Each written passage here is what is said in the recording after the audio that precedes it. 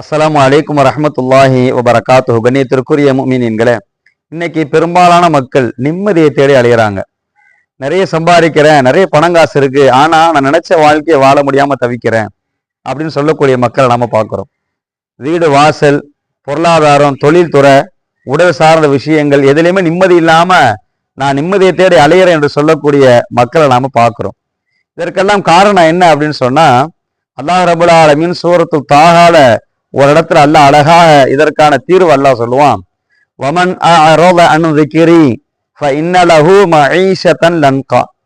யார் என்னுடைய திக்ரை புறக்கணிப்பார்களோ, அதாவது அல்லாஹ்வை நினைவு கூறுவதற்கும் பாராமுகமாக இருப்பாங்களோ, அவங்களுக்கு ஃபஇன்ன லஹு மஈஷத்தன் லன்கா, நான் நெருக்கடியான வாழ்க்கையை கொடுத்துருவேன் என்பதாக அல்லாஹ் ரப்பல் ஆலமீன் சொல்றான்.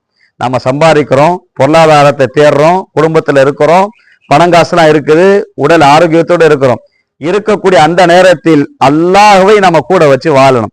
அல்லாஹ்வை நினைத்து வாழக்கூடியவங்களா இருக்கணும். பொருளாதாரத்தை அல்லாஹ் கொடுத்தான், உடல் ஆரோக்கியத்தை அல்லாஹ் கொடுத்தான், நல்ல குடும்பத்தை அல்லாஹ் கொடுத்தான், சொத்து செல்வத்தை அல்லாஹ் கொடுத்தான் என்று சொல்லி இப்படி அல்லாஹ்வை நாம் நினைவு கூர்ந்து வாழ்ந்துட்டோம் அப்படின்னு சொன்னா ராகத்தான் நிம்மதியான வாழ்க்கை அல்லாஹ் ரப்பல் ஆலமீன் தருவான்.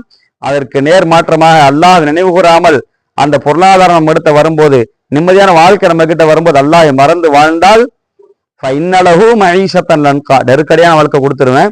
எந்த அளவுக்குன்னு சொன்னா நீங்க எதிர்பார்க்கவே மாட்டீங்க. இப்படிப்பட்ட நெருக்கடி எங்கிருந்து வந்துச்சு என்று எதிர்பார்க்காத அளவிற்கு அப்படிப்பட்ட நெருக்கடியை தந்துருவான்னு சொல்றான் அல்லாஹ். அதனால பெருமக்களே, அல்லாஹ் கொடுத்த அந்த பாக்கியங்களை பெற்றுக்கொள்ளக்கூடிய அந்த நேரத்துல அல்லாஹ்வை நினைவு கூர்ந்து வாழ்வோம். நிம்மதியான வாழ்வை வாழ்வதற்கு அல்லாஹ் அத்தனை பேர்களும் கிருபை செய்வானா.